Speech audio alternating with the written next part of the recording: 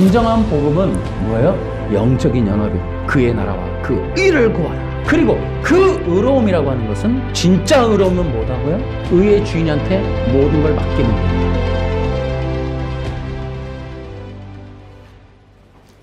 의의 복음은 영원한 하나님 나라의 완성을 위한 복음이다. 여러분 기억하시고요. 의의 복음과 하나님의 나라는 어떤 관계가 있을까?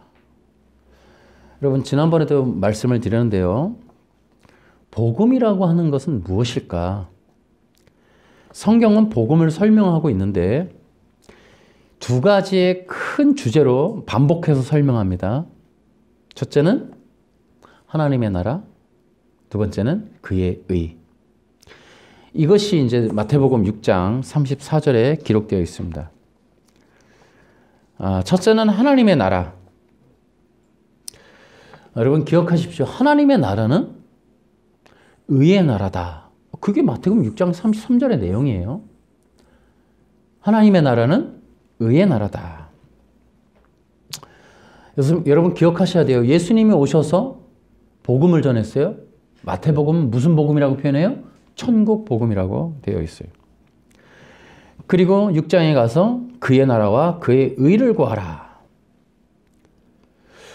이렇게 얘기하신 이유는 유태인들 때문이에요.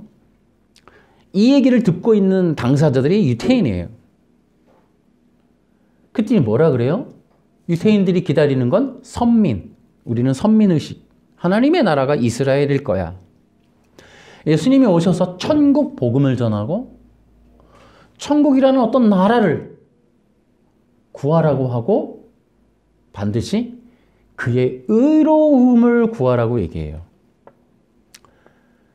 그러니까 하나님의 나라는 이스라엘이라고 보기 어렵다는 거죠. 그래서 그 하나님의 나라인 그 의의 나라를 구하라. 이렇게 예수님이 가르쳐 주셨습니다. 여러분 하나님의 나라는 어떤 나라예요? 기본적으로 하나님이 왕이신 나라예요. 1차적으로 이스라엘은 구약에서 광야 그 기간 동안 하나님이 왕이 된 나라의 놀라운 기적을 체험했어요. 자, 하나님의 나라는 하나님이 왕으로 통치하는 나라다. 그리고 하나님이 기적적으로 그 백성들을 먹이고 입히시는 그러한 나라를 말한다. 그러나 그것은 하나의 현상이고 중요한 것은 뭐냐? 하나님의 그러한 생명을 부여받는 백성들, 하나님과 함께 생명의 교제를 나누는 그러한 나라가 하나님의 나라다라는 거예요. 이 땅에서 그의 자녀들, 그의 백성들을 향하신 하나님의 도우심, 인도하심, 공급하심 이런 모든 것들이 이루어지는 관계성이 있는 곳을 하나님의 나라다라고 부르는 거예요.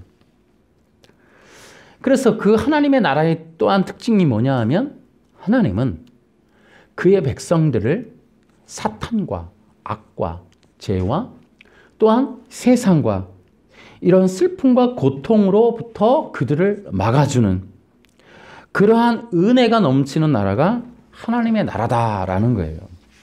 그런데 그런 것들을 이스라엘이라고 착각을 하는 거예요, 자기들이. 그래서 여기서 예수님이 그의 나라와 그의 의를 구하라 라고 얘기를 해주고 있는 거예요. 그러니까 그의 나라, 하나님의 영원한 나라와 영원한 의에 대해서 너희들이 구해야 된다 이런 얘기를 하시는 거죠. 우리는 이제 이런 이것처럼 우리도 기독교인으로서 우리에게 또 적용을 해볼 수 있죠. 하나님의 나라와 하나님의 나라의 의를 구하는 것이 우리 기독교인들로서 뭐라고 되어 있어요? 먼저 그 무엇보다도 먼저 해야 할 우리가 그 앞에 뭐 있어요? 먹는 거, 입는 거, 마시는 것에 대해서 근심, 염려, 걱정하지 말라는 거예요. 우리들이 해야 할, 우리들이 항상 기억하고 항상 묻고 추구해야 될 게 뭐냐? 하나님의 나라라. 그런 얘기예요. 자, 우리 하나님의 나라에 대해서 기독교 신앙적인 시각이 많이 열리기를 축원합니다. 네. 그런 면에서 이제 우리가 한 가지 우리가 나중에 하나님 나라 시리즈 할 때 좀 자세히 하겠습니다만은 꼭 기억해야 될 것이 있습니다. 창조에 대한 것인데요. 우리는 기억을 해야 돼요. 창조라고 하는 것이 무엇인가? 창조는 하나님의 영원한 나라가 계시된 것이다 라고 보셔야 돼요. 창조는 하나님의 나라를 보여주신 거예요. 여러분 기억하셔야 될 건 창조라는 건 원형이 있고 모형으로 하나님이 보여준 거예요. 이 땅의 창조는 영원한 하나님의 본향에 대한 그림자예요. 본질을 위해서 형상을 빚으신 거예요. 그러면 창조의 본질이 뭐냐면 하나님의 나라예요. 이것은 임시적인 하나님의 메타포, 그림 언어에 불과해요. 이 땅이 중요한 게 아니에요. 창조의 핵심은 여기가 아니라는 뜻이에요. 곧 영원한 하나님의 나라를 알려주고 보여주고 가르치고 있는 거예요. 그게 하나님 나라의 창조의 의미다 이러는 거죠. 여러분 창조의 의미가 있겠죠. 그러면은 그럼 뭐 하려고 창조하셨나? 그의 의 때문에 그런 거예요. 여러분 극단적으로 얘기하면 이렇습니다. 이 땅의 창조의 의미는 딱 하나예요. 그리스도. 여러분 그리스도가 아니면 이 땅의 의미는 없어요. 우리가 이 땅에서 이제 지음 받았잖아요. 태어났죠. 한시적인 시간을 살아가요. 그러니까 우리 인생의 끝에 의미라는 게 남으려면 우리는 그리스도를 만나야 돼요. 우리 인생을 다 했는데 그리스도가 없으면 아무 의미가 없어요. 여기 이 땅은 그리스도의 의를 위해서 만드신 거예요. 그러니까 우리가 이 땅에서 끝까지 구해야 되고 만나야 될 건 그리스도의 의입니다. 의. 이것이 첫 번째. 이것이 중심. 이것이 전부다. 이 땅의 전부는 뭐라고요? 그리스도예요. 그래서 이 땅에 하나님의 창조의 목적도 그리스도예요. 그리스도가 아니면 의미가 없어요. 이 얘기는 제 얘기가 아니라 성경의 얘기가 그렇습니다. 성경도 예수님이 말씀하신 것도 성경 전체가 그리스도예요. 그리고 창조의 목적도 그리스도예요. 그것이 골로새서에 기록되어 있어요. 그리스도를 위해 그리스도를 통해 그리스도에 의하여 창조가 이루어졌다. 그래서 이 땅의 모든 것들의 최고의 기록의 목적은 존재의 목적은 그리스도이시다. 그것이 바로 성경이 말하는 복음의 내용이에요. 둘째로 하나님의 나라를 비롯하여 예수님이 말하는 건 그의 의를 구하라 그랬어요. 여러분 이거 대단히 중요한 거예요. 그러면 하나님이 말하는 그 의가 무엇이냐라는 걸 알고 구하고 찾으면 되겠죠. 그게 어려운 거예요. 그래서 혼돈이 일어나는 거예요. 그러니까 바리새인들은 율법을 지켜 의를 얻는다 하고 예수님은 복음으로 의를 얻으라 하고 그 하나님이 말하는 의가 무엇이냐에 대해서 의견이 갈리는 거예요. 종교가 갈리는 거예요. 그래서 우리는 이 올바른 의의 의미를 아는 것이 중요하다는 거죠. 여러분 예수님이 지금 의를 구하라 그랬어요. 그러니까 이 라이티오니스라고 하는 이 성경적 의는 뭐냐면 하나님과의 올바른 관계예요. 여러분 자식들이랑 한 가족이 살죠. 물리적인 공간, 실제적인 관계성, 물리적인 혈액이라고 하는 것을 통해 형성된 어떤 육체적인 관계 속에서의 어떤 실제적인 그런 연합이 있어요. 그죠? 근데 지금 우리가 구원받았다라고 하는 것은 물리적인 공간에 물리적인 어떤 연합의 의미가 아니에요. 이것은 뭐라 그래요? 영적 연합이에요. 그래서 하나님과의 의로운 관계라는 건 물리적인 것이 아니라 영적인 거예요. 성령 안에서 이루어지는 거예요.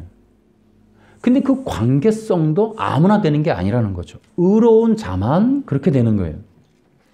그 의로운 백성들만 그 특별한 영적 연합에 참여하게 되는 거예요. 그래서 영적 연합의 형태는 뭐냐 하면 아버지와 아들, 부모와 자녀 간의 관계, 혹은 주인과 종의 관계, 혹은 왕과 백성의 관계라고 하는 이 부분으로서의 영적 연합인 거지 동등한 연합이 아닙니다, 여러분. 사탄은 동등하다 그래서 인간이 곧 신이다 이런 얘기를 한단 말이에요. 절대 아니에요. 우리가 그의 백성으로 들어가는 영적 연합을 의미해요. 그런 것이 하나님의 나라인 거예요. 그러나 여러분 여기서 오해되는 것들이 바로 하나님과 같은 존재, 의로움이라는 게 하나님과 같은 존재가 되는 것 아니냐. 같은 존재이지만 영적 연합의 형태는 왕과 백성의 관계성이다라는 거예요. 그리고 그 관계성의 조건은 거룩함이에요. 그런데 그 거룩함이라고 하는 것의 조건은 영원성을 띠는 거예요. 근데 그 영원한 하나님 나라의 거룩은 피로써 얻은 거룩이에요. 자, 쉽게 얘기해 드릴게요. 우리가 이제 예수님을 믿고 의롭게 돼요. 근데 예수님을 믿고 의롭게 된다는 이 원리가 언제 세워졌느냐? 언제일 것 같아요? 아담의 범죄 이후에 아니라는 거죠. 이것은 영원한 세계에서 결정됐어요. 그것이 시작이 뭐라고요? 구속 언약이라고요. 삼위일체 간에 이루어진 구속 언약. 이것이 언제인지 몰라요. 영원전이에요. 삼위일체의 존재성에 그리스도는 어린 양이세요. 그러니까 하나님의 영원한 나라에서 십자가가 설계되어 있었고 하나님의 영원한 나라에서부터 영원전부터 하나님이 거룩하셨는데 그 거룩은 피로써 얻으신 거예요. 그래서 하나님은 공의롭다라는 거예요. 자, 이 내용은 어렵지만 그냥 들으시면 돼요. 하나님의 영원한 거룩은 피로써 얻은 거예요. 여러분 계시록에 가면은 6장, 7장에 찬양하는 내용이 나오는데 그 유명한 가사가 나오죠. 죽임 당하신 어린 양을 찬양해요. 그 보좌 가운데 흐르는 그 보혈이 어린 양의 피예요. 그 어린 양의 그 거룩하심은 영원한 거예요. 그래서 인간이 의롭게 되는 것은 영원한 계획에 의한 거예요. 그래서 인간의 영적 연합의 조건은 거룩이고 그 거룩은 그리스도의 피예요. 그리스도의 피는 영원한 나라에서부터 공의롭게 세워진 법이에요. 그리스도의 피로서 거룩해지는 그 영원한 의를 이 땅에 복음으로 전해주셨어요. 근데 그 복음이 어떻게 전달돼요? 하나님의 말씀으로. 그 하나님의 말씀이 복음이며 율법이며 언약의 형태로 주어져요. 하나님의 율법은 의의 법이에요. 의의 복음이라고요. 그래서 복음에는 의가 계시되어 있고 그 의는 율법으로 말미암고 그 율법으로 말미암는 의는 그리스도를 의미하는 거예요. 구약의 모든 제사법이 그리스도를 계시해줘요.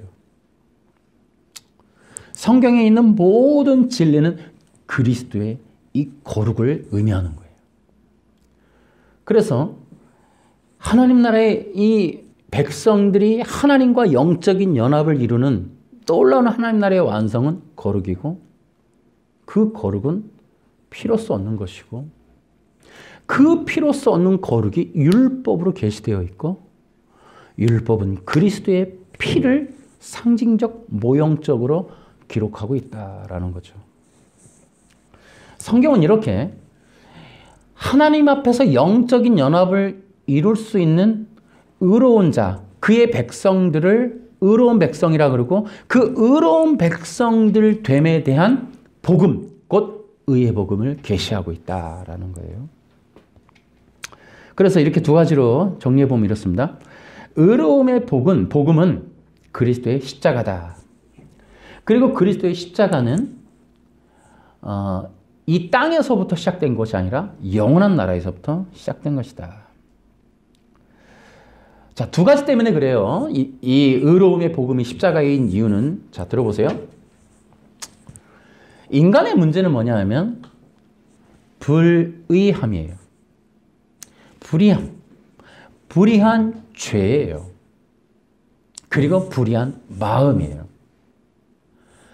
인간이 해결해야 되는 것은 지은 죄에 대한 것만이 아니라 본성적인 이 마음, 불의한 본성의 마음을 해결해야 되는 거예요. 단지 지은 행동의 내용들만 속죄해서 되는 것이 아니라 인간이 죄를 지을 수밖에 없는 불의한 존재임의 근원이 바뀌어야 돼요. 근데 이것을 어떻게 바꿔요? 물리적으로는 안 되죠. 그렇죠? 자를 거예요, 수술할 거예요, 죽일 거예요. 안 된다. 물리적으로는 안 된다고요. 영적으로 이루어지는 거예요. 그러니까 인간의 어떤 두 가지의 문제, 본성적인 이 불의한 마음의 문제를 근원적으로 해결하는 것과 인간의 불의한 죄의 이 본성적인 행동의 문제, 이러한 것들을 두 가지를 다, 그래서 죄의 씻음과 이 새 마음을 얻는 이 두 가지의 문제가 동시에 해결되는 것이 십자가예요. 십자가에서 예수님이 흘리신 피로 말미암아 두 가지가 해결돼요.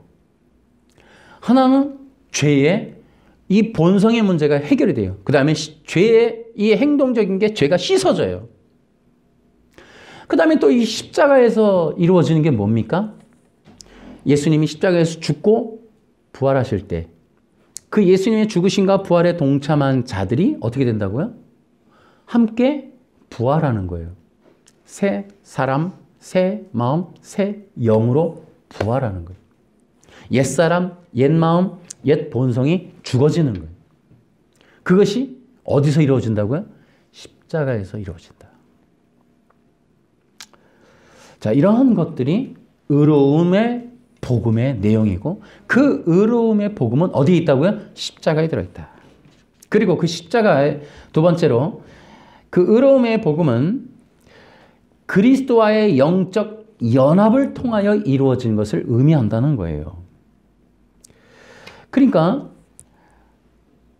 그리스도와의 영적인 연합이 아니면 의로운 자가 될 수가 없어요. 자, 영적인 연합은 뭐로 가능하냐면 믿음으로 가능해요. 믿음은 이런 거예요. 두 가지의 내용이 있어야 돼요. 믿는다는 것은 하나는 약속을 믿는 것과 그 약속에서 지칭한 그 약속의 대상자를 믿어야 돼요. 그렇기 때문에 믿음은 이런 거예요. 하나님이 언약하신 구원자, 하나님이 보내주신다는 그 구원자가 그리스도인데 그 그리스도를 주님이라고 하나님의 아들이라고 고백하고 믿고 받아들이는 것. 그게 믿음이에요. 근데 그것이 이제 내용은 이런 거예요. 우리 인간의 문제는 뭐냐면 불의함이죠. 불의함이 뭐냐 하면 간단해요. 피조물이 창조주라고 이거 우기는 거예요. 혹은 피조물이 창조주가 되겠다는 욕망을 갖는 거예요. 이게 불의함이에요. 그러니까 인간의 죄라고 하는 것의 근원은 자기 자리를 떠나는 거예요. 피조물의 자리, 육체의 자리를 떠나서 신이 되고 구원자가 되고 창조주가 되고 왕이 되려고 하는 게 죄의 그 근원이에요. 믿음이 뭐냐 하면은 그걸 꺾는 거예요. 포기하는 거예요. 나는 왕이 아닙니다.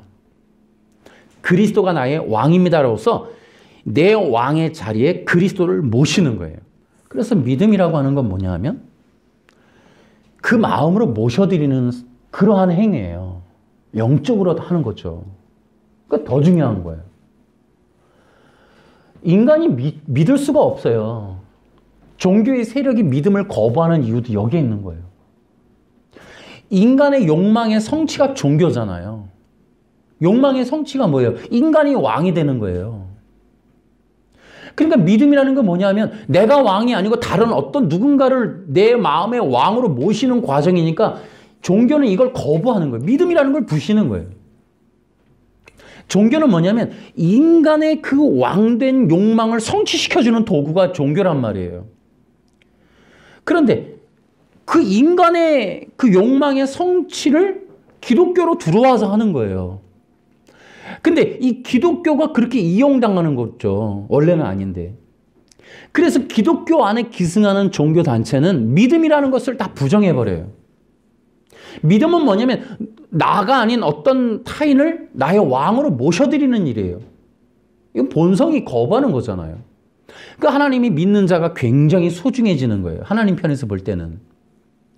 믿음이라고 하는 행위는 내가 아닌 누군가를 왕으로 모셔드리는 거니까 이건 쉽지 않은 거예요. 그래서 마지막에도 알곡과 가라지는 거기서 갈리는 거예요.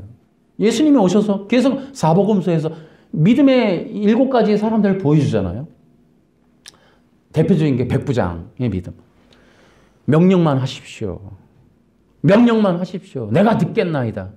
로마의 백부장이 자기를 통치할 수 있는 왕을 모셔드리는 이 행위를 대단하게 높이 평가한 거거든요.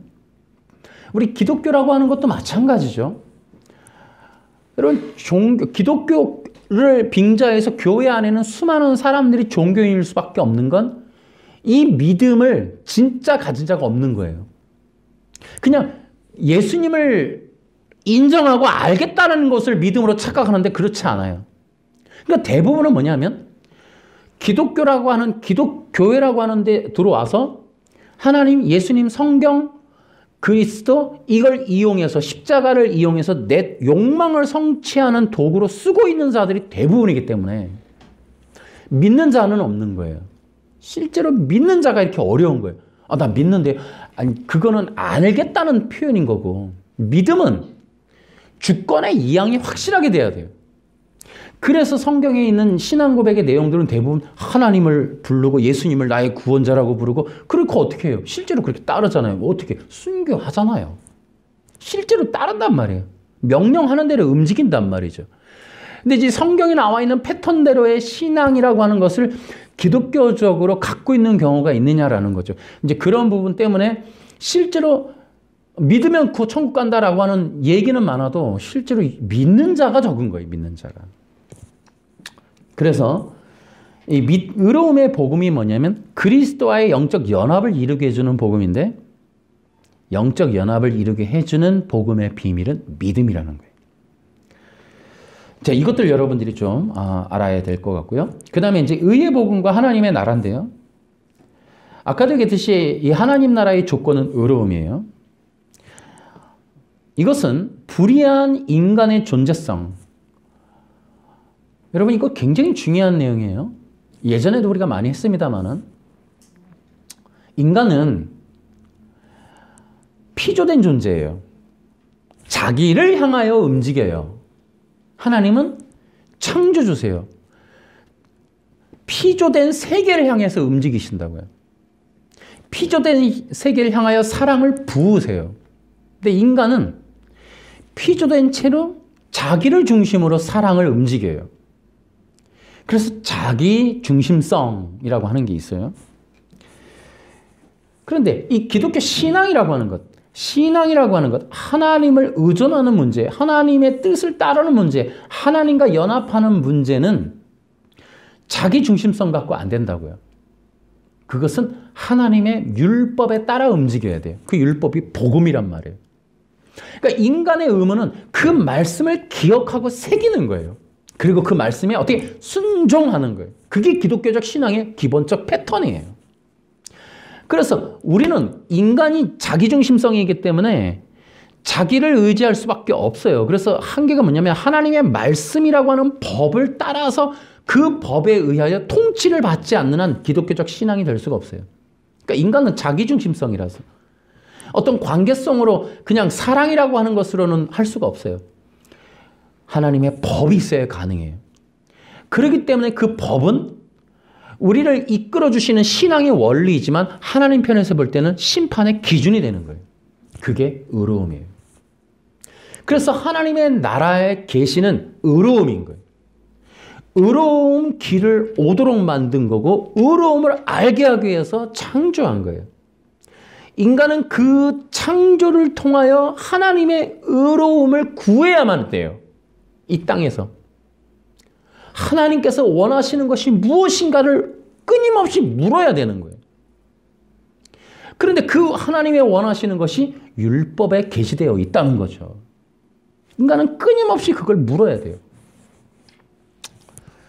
종교의 영은 뭐냐면, 그러니까 그 하나님의 의가 계시되어 있다는 것은 하나님의 율법이 의미하는 건 하나님과의 영적인 연합을 이루라는 거예요. 끊임없이 하나님 앞으로 나오라는 거예요. 이걸 기억하셔야 돼요. 그러니까 성경 말씀이라고 하는 게 우리에게 요구하는 건 하나님 앞으로 나오라는 거예요.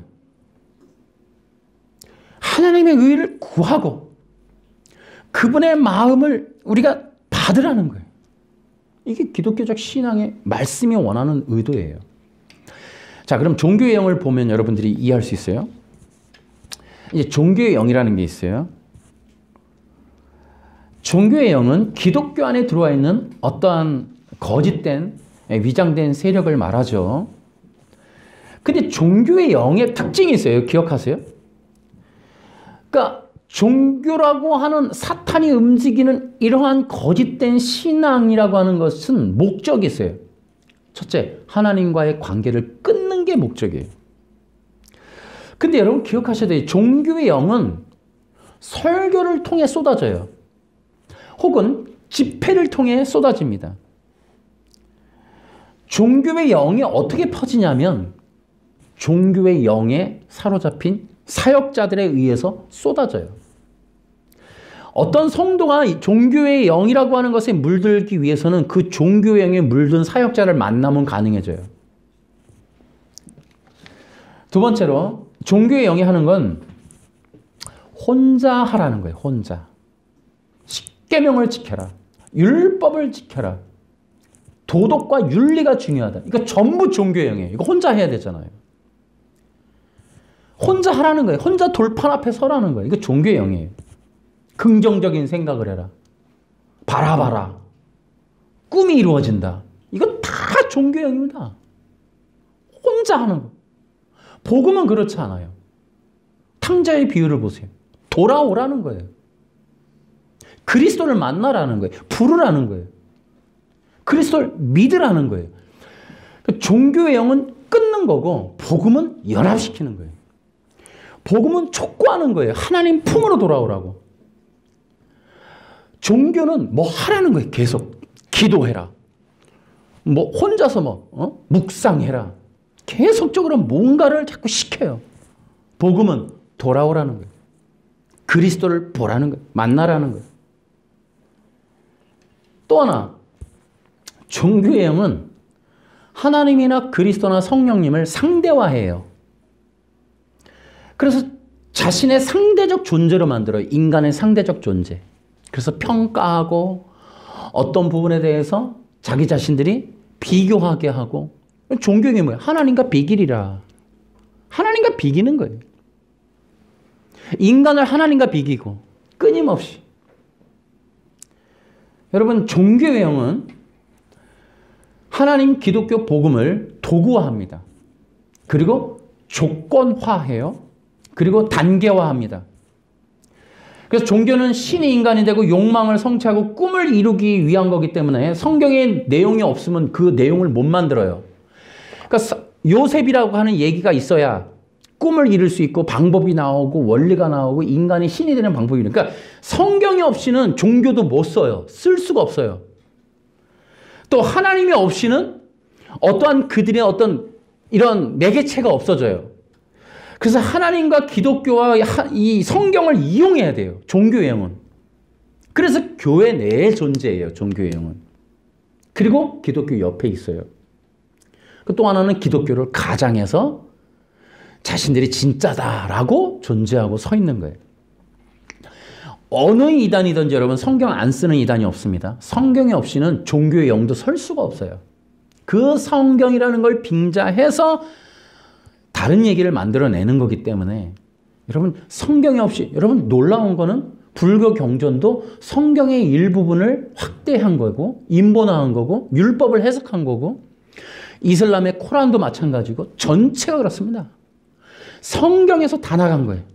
성경이라고 하는 것을 통해 그 율법을 확대, 재생산, 인본화, 율법화한 게 그게 유교고 그게 경전이고 다 그런 거예요. 너가 신이 되는 법, 너를 바라봐라. 전부 다 불교의 이야기들도 전부 그런 얘기들이에요. 성경이 없이는 종교라고 하는 게 설 수가 없고 종교의 영이 없어요. 성경이 없이는 이단도 없어요. 성경에서 다 나간 거예요. 그런데 그러한 성경을 이용하고 하는 그 종교의 목적은 결국 인간의 욕망의 성취고 영광이에요. 그래서 그 종교의 특징은 여러분 사람을 빛나게 해주려고 그래요. 사람이 원하는 걸 이루어주려고 그래요. 그게 종교의 특징이에요. 진정한 복음은 뭐예요? 영적인 연합이에요. 끝까지 그의 나라와 그 의를 구하라. 영적인 연합을 이루는데 포커스가 맞춰져 있어요. 신에선 언약도 케투바, 영적인 연합, 정혼 관계, 끊임없이 관계성으로 이끌어주는 거예요. 복음은 관계, 그리스도를 믿고 그리스도 안으로 나가고 그리스도를 통해 구원받고 그리스도와의 연합, 끊임없이 관계성. 종교는 뭐예요? 십계명 지켜라, 율법 지켜라, 도덕이 있어라, 윤리를 지켜라, 김세윤 박사, 벤자민 호 전부 종교인들인 거예요. 복음은 그런 게 아니에요. 그리스도 앞으로 십자가, 피의 공로로 끊임없이 관계성으로 그리스도에게로 연합의 관계로 끊임없이 촉구하는 거예요. 백성의 관계로, 자녀의 관계로, 신부의 관계로, 이 군사의 관계로 끊임없이 관계성으로 성경의 모든 내용을 관계성으로 그렇게 붙들어주는 거예요. 종교는 뭐예요? 십계명 안식일을 지켜라. 도덕을 지켜라. 윤리를 만들어라. 잘 살아야 된다. 깨끗해야 된다. 전부 종교인 거예요. 꿈을 이루어라. 긍정적인 생각을 해라. 바라보면 이루어진다. 전부 종교예요, 종교. 그래서 여러분, 하나님이 말씀하고 싶어하는 모든 말씀의 중심은 그리스도일 수밖에 없는 거예요. 그래서 그리스도. 기독교는 그리스도의 십자가밖에 없다. 이것이 진리다라는 거예요. 그래서 성경 전체는 그리스도의 얘기고 그리스도의 모형이고 십자가의 구속에 관한 모든 율법이다라는 거예요. 여러분 사도 바울도 그런 얘기를 다 해놨어요. 예수님도 그렇게 얘기하셨고. 그러나 지금 이 기독교가 위기에 놓여 있어요. 전부 부패했다는 거죠. 여러분 이제 관건이 뭐냐면 의의 복음이라는 것을 우리가 자꾸 듣고 배우고 하는 이유는 어떻게 의를 얻을 것인가에 관한 거예요. 아까도 얘기했지만 이 의로움이라는 것을 인간에게서 만들어내겠다고 하는 게 종교예요. 근데 이걸 분별을 못하는 거예요 지금. 뭐 비유풀이를 듣고 안식일을 지키고 토요일날 11시에 예배를 가고 끊임없이 의로움을 조건을 공로를 인간으로부터 찾고 인간으로부터 만들어내게끔 만들어내는 게 전부 종교란 말이에요. 아까도 얘기했듯이 이 종교의 영은 기독교 안에 있고 기독교와 함께 있어요. 근데 이것은 수많은 사람들이 환호를 외쳐요. 기호를 맞춰주니까. 자기들의 영적인 부딪힘이 아니라 영적인 기호를 다 충족해 주니까. 그래서 그러한 부분들 때문에 한국 기독교는 반짝거릴 수 있었으나 그 불이 꺼짐과 동시에 소멸의 길을 걷고 있는 거예요. 지금 기독교는 여러분이 상상하는 것 이상으로 심각한 위기, 아니 정말 이제 사라집니다. 기독교. 사라져요. 이대로는 계속 갈 수 없다. 이대로 종교의 영이 기독교를 가장해서 거짓된 바벨탑을 쌓아놓은 상태의 이 기독교는 소멸될 것이다 라는 거예요. 그렇기 때문에 우리는 이 의의 복음에 대해서 좀 생각을 해야 돼요. 의의 복음은 첫째, 하나님 나라의 의로움에 관한 거예요. 두 번째, 의의 복음은 하나님의 영원한 생명을 어떻게 얻을 것인가에 관한 거예요. 여러분, 세 번째로는 의의 복음은 마지막 시대 하나님의 백성들, 하나님이 찾으시는 백성의 조건이에요.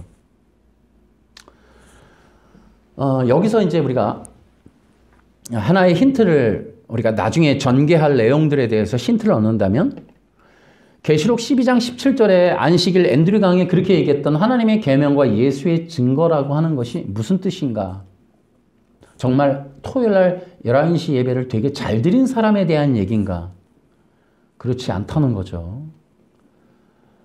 이 거짓말을 정말 속는 사람들이 정말 너무 많아서 토요일 11시 예배 드리면 천국 간다고 하는 이 얼토당토하는 얘기를 하나의 이 교단, 종교 단체가 써먹고 수만 명을 거기에 끌어들이고 그 사람들을 종으로 노예로 부리고 있는 이러한 것들이 기독교라고 공인되고 있는 것이 이것이 비참한 거예요, 이게.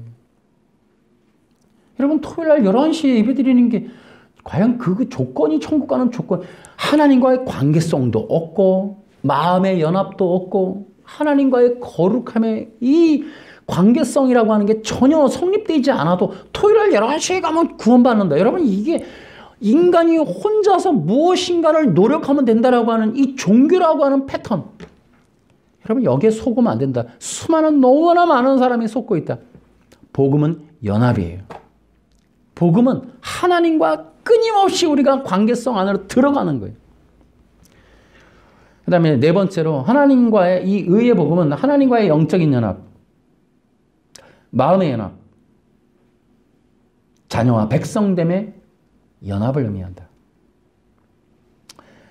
자, 이 얘기 왜 하냐면 하나님이 정말 심판하실 때 너는 밖에서 거하라, 문을 닫으라, 슬피 울며 이를 갈 자들이 여기서 배제되는 자들이에요. 끊임없이 하나님과 당대당으로 서 있거나 홀로 서 있거나 견제하거나 문 밖에 있거나, 여러분, 절대로 안 된다. 이건 다. 그러니까 마지막 시대의 포인트가 의의 복음이고 그것들은 너무나 중요한 게 계속 강조하지만 연합이에요. 근데 연합은 악수하는 관계가 아니라 우리가 영적 질서의 연합이라는 걸 기억하셔야 돼요. 부모와 자식 간에. 여러분, 지금 우리가 의의 종 지난주에 했죠. 종이라고 하는 것은 이제 헬라어로 둘로스도 있는데요. 그런데 이 둘로스라고 하는 것은 어떤 일반적인 집의 종을 의미하지만 언어적으로 이 둘로스는 노예라는 말에 가깝다는 거예요. 그 시대적으로 보면 노예에게도 썼다는 거죠. 근데 여러분, 우리가 1세기 당시에 노예라고 하는 이 문화적인 내용을 우리가 흔히 들었습니다만은, 우리가 글래디에이터라든지 이런 영화를 보시면 알겠지만은 종은요, 짐승과 별반 다를 바가 없어요. 죽이면 끝이에요. 돈으로 거래하는 관계가 노예예요. 근데 좋은 의미로 둘로스라고 하는 표현이 이 종으로 쓰여진 건 뭐냐 하면, 이 둘로스는 관계성에서 주인의 권한을 인정하는 자에 대한 의미인 거예요. 그러니까 하나님과의 관계성에서 이 종은 아까도 우리가 이 디모데후서 4장 7절에도 나의 삶을 주님께 바쳤습니다 라고 하잖아요. 사도 바울이. 나는 예수님께 나의 삶을 바쳤습니다. 그러니까 둘로스의 의미는 주인에 대한 권한을 인정하는 건데 뭐냐? 내 생명권, 나의 할 일에 대한, 내 인생에 대한 전반적인 모든 것들에 대해서 주권이 그분에게 있음을 선언하는 게 둘로스라고, 둘로스. 학대하고자 하는 어떤 그런 의미로서의 둘로스가 아니라, 그러니까는 그런 의미에서 이 복음적인 관계를 설명하면서 나는 그리스도의 것입니다. 그리고 그리스도가 나의 주인이십니다. 내가 의의 종 얘기할 때 얘기했지만 의의 종, 죄의 종, 의의 종으로서의 이 종은 영광스러운 이름이라는 거죠. 주인이 누구라고? 의라고, 의. 그리고 통치 방식이 의인 거예요, 의. 공의롭단 말이에요. 내가 노예고 종이어도 그분은 나를 학대하지 않는다는 거죠. 공의롭게 하신다는 거죠. 의가 통치한다는 거죠. 그 의의 결과가 생명이며 또한 구원이고 나라예요. 그것들을 오늘 디모데후서에서 뭐라고? 면류관이라고 부른다고요.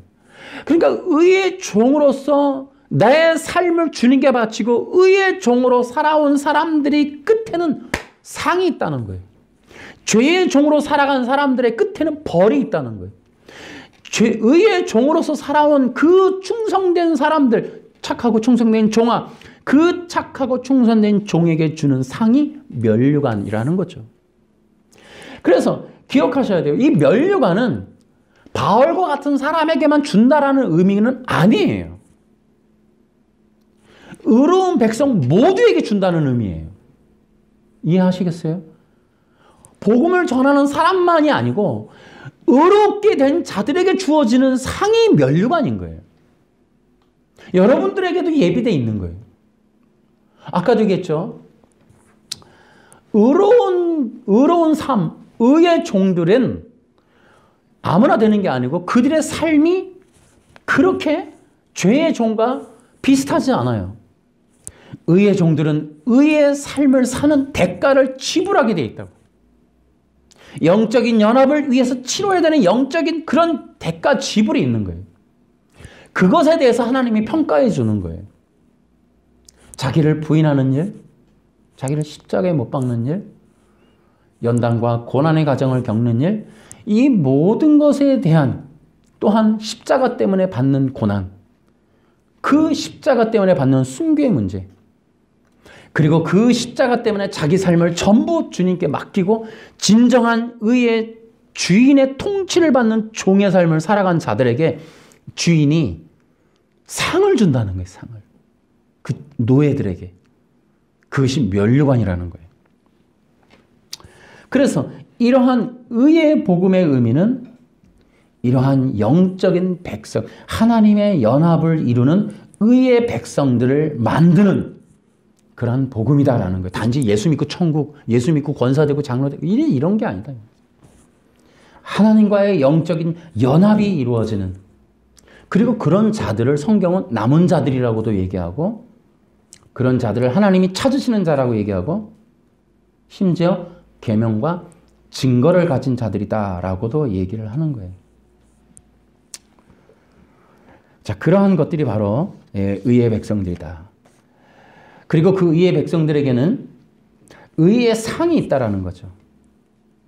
그리고 그 상은 주님이 재림하실 때 아마 받게 될 것이다 라는 거예요. 자, 그러면 이거 의의 면류관을 통해서 우리가 알 수 있는 게 있어요. 여러분, 의로움이라고 하는 것, 의로운 백성이라고 하는 것, 평가가 기다리고 있다. 그리고 의로움이 얼마나 가치가 있는지에 대한 얘기예요. 면류관이라는 걸 받게 되는 거니까. 여러분, 기독교에서 의로움이라는 게 그토록 중요하다는 거예요. 면류관을 얻는 조건이 되니까. 그 의로움을 하나님이 평가하신다는 거예요. 그리고 그 평가는 최종 평가인 거예요. 다시 기억하세요. 김세윤 박사라든지 앤드류 강이 뭐라 그래요? 믿어도 소용없다. 도덕과 윤리가 없으면 안 된다. 최종 구원은 도덕과 윤리로 받는다. 여러분, 이 모든 것들이 종교라는 것이 의의 복음 앞에 드러나는 거예요. 기억하세요. 하나님의 최종 평가는 의로움이에요. 아멘. 하나님의 최종 평가가 뭐라고요? 의로움이에요. 그 평가의 결과가 뭐가 기다린다고요? 면류관이 기다린다고요. 면류관. 도덕과 윤리에 대해서 말하지 않았어요. 의의 면류관이에요. 하나님과 의로운 자들,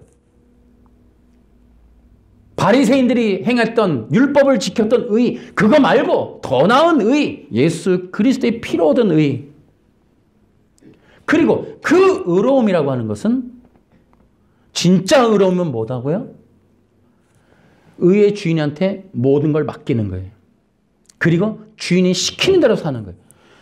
횡단보도 잘 지키고 도둑질 안 하고 살인 안 저지르고 이런 거에 대한 도덕의 얘기가 아니고 주인이 시키는 대로 사는 거예요. 그리스도의 영광, 그리스도의 이름, 그리고 그의 나라를 위하여 그 하나님이 주신 사명 감당을 잘한 자들에게 주어지는 상이 의의 면류관이다. 아멘. 기억하셔야 돼요. 그리고 그 상은 누구에게 주어지느냐? 착하고 충성된 종에게 주어져요. 착하고 충성된 종은 첫째, 겸손한 자들이에요. 마태복음 25장에 보면은 이유 불문, 충성이라고 하는 건 이유 달지 않는 거예요. 주님의 명령, 말씀에 그저 따라가는 자들이에요. 그리고 그 한 달란트 받은 자와 비교되는 건 뭐예요? 주인의 마음을 이해하는 거예요. 그게 의로운 관계인 거예요. 그게 의로운 관계. 그게 조건이라고요. 도덕, 윤리 이런 게 아니고 하나님의 마음과 맞는 자, 그게 면류관 받는 자라고요. 또 하나는 누가 착하고 충성되냐? 근신하고 깨어있는 자들. 그런 자들이 충성된 자들이고 그런 자들에게 상을 준다는 거예요. 이 모든 걸 더해준다는 거예요. 의의 면류관을 준다는 거죠. 자, 이걸 통해 우리가 기억해야 될 게 있어요. 여러분, 신앙의 끝에는 상벌이 있습니다. 저도 기억하려고 그래요. 우리 신앙의 끝에는 아무것도 없는 게 아니라 심판이 있고 상벌이 있어요. 크라운이라고 표현하더라고요. 면류관이 있다는 거예요. 면류관. 우리가 이 땅에서 감투 쓰고자 하는 욕망이 얼마나 많아요. 인간마다. 무대에 올라가서 평가받고 무대에 올라가서 인정받고 무대에 올라가서 경배받고자 하는 욕망이 다 있죠. 근데 우리는 한 가지 잊어버리는 게 있어요. 하나님 앞에서 심판이 있고 평가가 있고 결국에는 어떠한 상이 주어질 거라는 거. 신앙 끝에. 그런데 그 신앙의 상은 누구가 받느냐? 의로운 자들이 받아요. 근데 의로운 자들이 어떤 자들이냐? 그 의의 종으로 살아온 충성된 자들이에요. 여러분, 우리가 이제 기독교인이 됐잖아요. 그리고 기독교 신앙을 가졌어요. 교회 다니죠. 10년, 20년. 우리 이제 더 오래 했는데. 그렇다면 이제 우리는 기억하셔야 돼요. 기독교 신앙을 가진 이상 상 받는 신앙을 우리가 추구해야 될 필요가 있다. 그렇다면 우리가 해야 될 일이 뭐예요? 먼저 그의 나라와 그의 의를 구해야 되는 거예요. 아멘. 우리 그런 신앙을 가져야 돼요. 또한 우리가 기독교 신앙을 가졌는데 우리 이 신앙 끝에 모두 상 받읍시다. 모두 면류관 씁시다. 그런 신앙을 추구하자는 거예요. 저는 이제 기독교 이러한 신앙에 대한 이 진리를 추구하면서 공부하면서 특별히 이 면류관을 얘기하려고 하는데 이 면류관이 저한테 확 다가오더라고요. 그러면서 하나 기억되는 건 되게 위로가 됐어요. 이러한 연단의 뒤끝에 면류관이라는 게 있구나 라는 생각이 들어요. 그러니까 되게 위로가 되는 거예요. 여러분, 이 땅에서 뭐 그래미상도 있고 뭐 에미상도 있고 여러 상들이 많아요. 근데 하나님으로부터 직접 받는 이 면류관만큼 가치 있는 게 있을까? 또 하나는 이렇게 이제 면류관을 생각하니까요. 이제 우리가 시험도 들고 어려움도 있고 우리가 코로나 때도 우리가 정말 많은 신앙생활에 어려움이 있었잖아요. 저는 이 면류관을 생각하면서 기독교 신앙을 좀 견디고 참을 만한 가치가 있겠다. 기독교 신앙을 유지하는 게 어렵지만 그 어려움을 참고 견딜 만한 가치가 충분하다. 그 면류관 때문에. 그리고 이 의로움이라고 하는 것이 굉장히 좁은 길인데 예수 그리스도의 피의 공로를 통한 의로움을 추구하는 자들이 되게 적어지는 시대인데, 종교화되고 있으니까 그 길로 가는 것이 핍박이 예상되는 그런 얘기인데도 불구하고 그 길로 가는 게 위로가 될 수 있겠구나. 면류관이라는 게 있으니까. 이 땅에서 우리가 바라는 게 많이 있어요. 그죠? 성공하고도 쉽고 부자가 되고도 쉽고. 근데 이제 분명한 거는 여러분과 나의 목표가 뚜렷해지는 거예요. 면류관. 의의 면류관. 하나님으로부터 받는 이 면류관만큼 우리 인생에 뚜렷한 목표가 없다라는 거예요.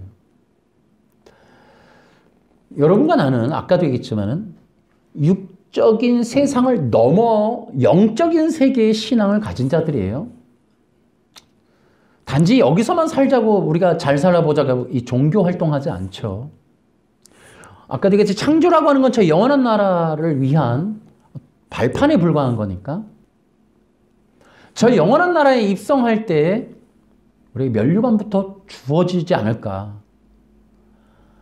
정말 주님께서 찾아오실 때, 또 주님께서 부르실 때, 혹은 주님을 만날 때 이 면류관을 씌워주는 그것이 이 엄청나게 많은 정말 수많은 사람들 앞에서 주어지는 놀라운 시상식이 되지 않을까. 단지 그냥 개인적으로 이렇게 주는 게 아니라 의의 면류관이 공개적인 어떤 그래미상을 넘어서는 행사가 되지 않을까. 그거보다 더 영광스러운 일이 또 있을까? 비록 우리 육신이 허물어지고 삶의 여러 가지 환경들은 다 깨지고 어려워도 그래도 불신하지 않고 원망하지 않고 이 기독교 신앙을 지킬 만한 가치가 있지 않나라는 생각을 제가 하게 됐어요. 그래서 정말 가녀린 소리가 되고 외로운 소리가 되고 힘없는 소리가 되죠. 예수 믿으라는 소리가. 이제는 사람들에겐 피곤한 소리가 되고 그렇게 필요하지 않은 소리가 될 수도 있어요. 예수 믿으라는 소리가. 또 의로운 길을 걸어가야 된다고 하는 이러한 얘기들은 정말 사람들이 그냥 귀 덮어버릴 수도 있는 얘기인데 결국에는 의의 면류관이라는 게 기다린다라고 하는 것은 이것은 우리에게 또 다른 어떤 희망을 갖게 하는 거예요. 영적인 희망을. 이 땅이 전부가 아니고 저 영원한 나라가 있다면 우리는 이 땅에서 좀 깨지더라도 좀 부족하더라도 이 와장창 낮아지더라도 우리는 끝없이 주 예수 그리스도의 이름 부르며 이 길 걸어갈 가치가 있다. 여러분, 의의 면류관을 기억하십시오. 그리고 의의 면류관을 바라보시고 여러분의 삶을 한번 참고 견디며 이 기독교 신앙 한번 지켜보시기 바랍니다. 그리고 의의 종들은 의의 주인의 노예로 삽니다. 그분과 함께 영광의 길을, 영광의 날들을 함께 누릴 것 소망하면서 또 의의 자녀로 여러분들이 의의 면류관을 바라보고 걷는 귀한 성도들 되시기를 주 예수님의 이름으로 축원합니다. 박수로